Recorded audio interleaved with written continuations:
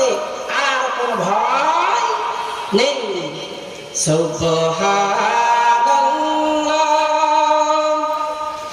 ওয়ালহামদুলিল্লাহ লা ইলাহা ইল্লাল্লাহ সুবহানাল্লাহ ওয়ালহামদুলিল্লাহ লা ইলাহা ইল্লাল্লাহ।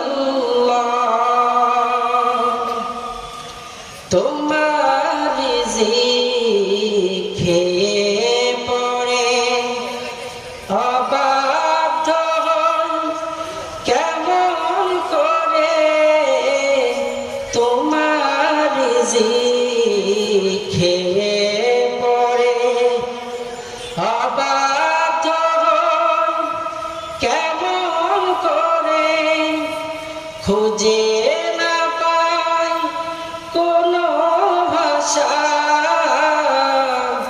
শুকর গুজার করার আল্লাহ। সুবহানাল্লাহ ওয়ালহামদুলিল্লাহ লা ইলাহা ইল্লাল্লাহ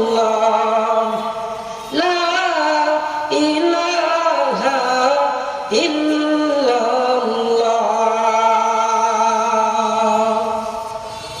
রাসূল আকরাম সাল্লাল্লাহু আলাইহি ওয়াসাল্লাম বলেছেন, যে ব্যক্তি দিল থেকে একবার সুবহানাল্লাহ বলে, আল্লাহ তাআলা ওই ব্যক্তির জন্য জান্নাতের ভিতরে একটা গাছ রোপণ করে দেন। সুবহানাল্লাহ।